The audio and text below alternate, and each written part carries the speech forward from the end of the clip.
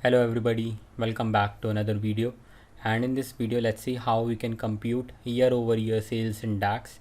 And the first thing that we need to satisfy is that we need to create a measure that will actually respect the filter context over the columns of the dates table. And as you can see in the matrix that I have in the Power BI report, you can see that I have year and the month, and they are actually filtering my total sales measure. And if I expand the January, you can see that the total sales measure is actually further filtered by the dates column. So that is the first requirement that we need to satisfy. And the second requirement is that we need to create a measure that will actually shift the dates in the current year into the previous year, or let's say in case if we want to compute the year over year in case of the future year, then we may want to shift the current dates into the future year. And the third requirement that we need to satisfy is that we need to have a proper date table in our data model, because the time intelligence functions such as same period last year, date add, dates between, parallel period, or any other time intelligence function actually rely on a proper date table. So by proper date table, I actually mean that the date table should actually start on the 1st of the January and should always end at the 31st of December.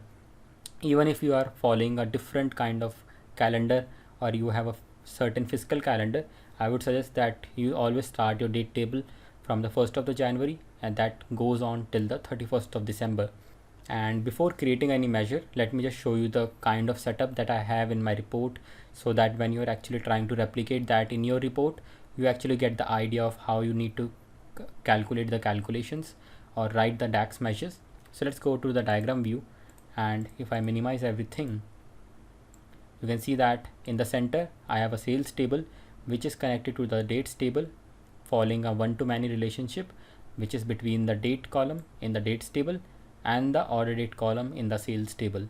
And now let's go back to the report so that we can start creating our measure. So let's go back, and I'm going to create a new measure. So let's right click and choose the option of new measure. So I already have my total sales measure. So what I'm going to do is, first of all, let's rename this. So I can write year over year sales.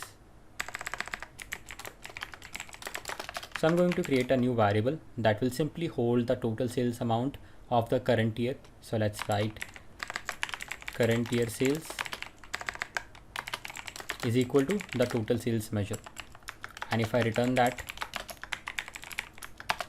let's bring that measure into the matrix, so that as we keep on writing more code, we are actually able to visualize what we are actually doing at each step and each variable that we are going to create. So you can see that currently we have the same sales amount for both measures. So now let's go back to the DAX code, and what I'm going to do is create another variable which will simply hold the sales amount for the previous year. So let's write var previous year sales, and that will be basically a calculate. So I'm going to modify the filter context, that's why I need a calculate function. Otherwise you can also use the filter and sumx, but that would actually make the calculation more complex, so I will rely on the calculate only. So let's write total sales, and then what I'm going to do is I'm going to use a function that will actually shift the current dates that are visible in the filter context into the previous year. So let's write same period last year, and same period last year is the date time intelligence function which simply accepts one argument, and that is our date column. So let's write dates date, and if I close that and return this variable, let's confirm that. Now you can see that the result of that measure has actually changed. So in January 2008 I am getting the sales amount of the January 2007. In February 2008 I am getting the sales amount of February 2008. And if I go to 2009, you can see that for January 2009 I get the sales amount of January 2008. And following that, by that logic, we can actually create our year over year sales.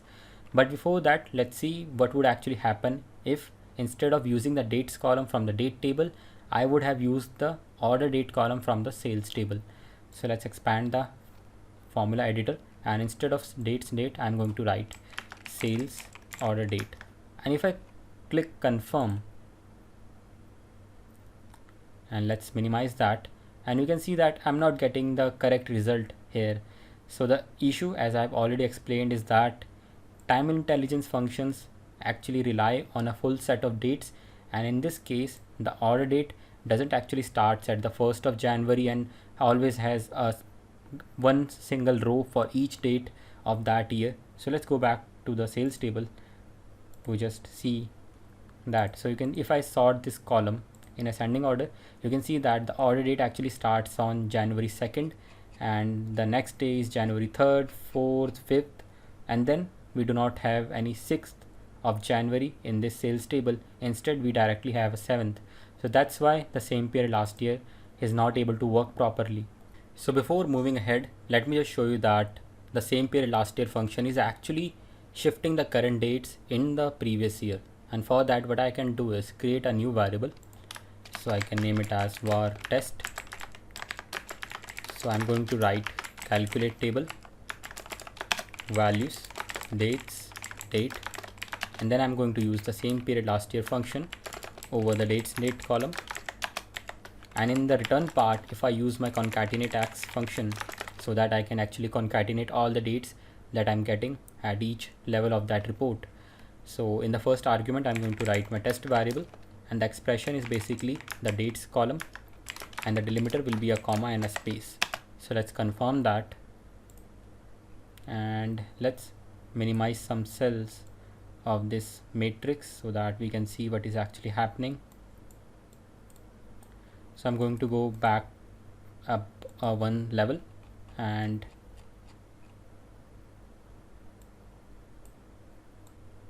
so for a moment what I'm going to do is simply turn off the row subtotal, because at the grand total or at the subtotal I'm actually showing all the dates of the date table, and which is basically not making it easier for us to see the result in the matrix. So let's go back and change the turn off the row subtotal. So once I turn that off, you can see that for 2006 I'm getting the dates for 2005, for 2007 I'm getting dates for 2006, and similarly for 2008 I get dates for 2007.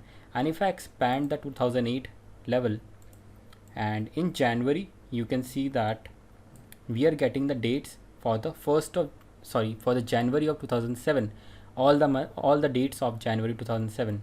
For February I am getting all the dates of the February 2007, and that's what I actually wanted to show you, that how the same period last year function is actually shifting the dates in the past. And let's go back to the formula so that we can now create our year over year calculation. So I'm going to remove this concatenate x and the test variable. So the first thing that I'm going to do is simply calculate the growth. So let's write var growth is equal to, and the simple formula is that we need to subtract the previous year sales from the current year. So I'm going to write current year sales minus previous year sales.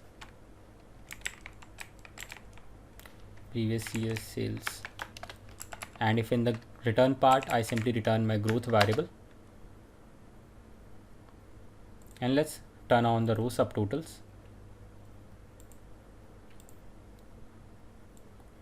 And one thing I also need to take care of is that I'm using the sales order date column in my same period last year, but now I need to use the dates date column. So let's confirm that.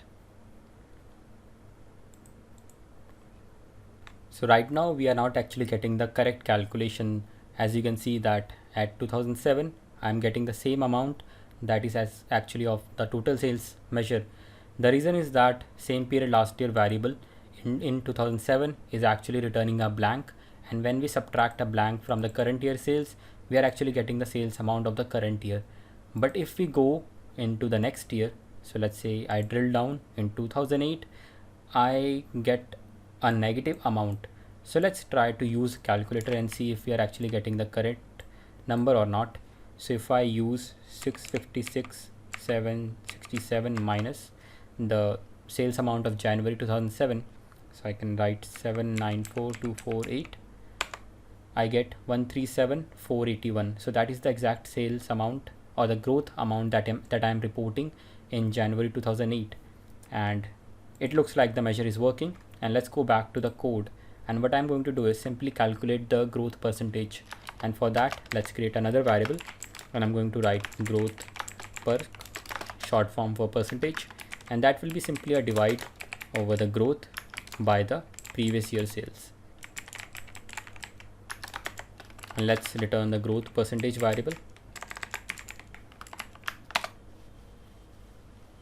So if I minimize this editor, you can see that now we are not seeing any amount in the current year, which is 2007, but from 2008 onwards we are reporting a percentage. So first of all, let's format that measure as a percentage, and now you can see that from last year there is actually a negative growth of 17.31%, and in the February of 2008 we are seeing negative 32%, and somewhere down the line in November we actually started making some profit, so there was actually a growth compared to the November of 2007.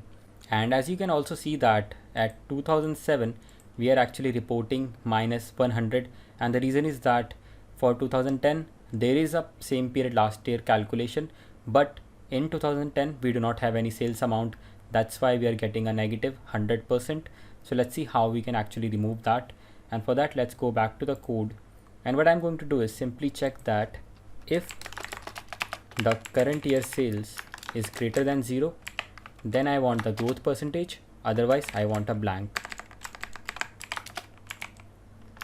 But actually I do not need to mention the blank function in this case, because in case if we do not specify, the third argument of if function actually returns a blank in any case. So let's remove that so that our code is more readable. And if I close if function, so let's go back, and now you can see that 2010 has been completely removed from the report, and we are not seeing the minus 100%, and it looks like the code is working.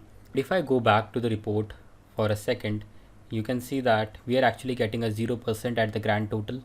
And in case if you want to remove that, what you can do is simply go back to the code and write double ampersand, which will basically make it an AND condition. And I'm simply going to check that if is in scope the dates calendar year number, and if that is true then return growth percentage, if that is not true then return a blank. So let's confirm that, and as you can see that the 0% has now been removed from the grand total.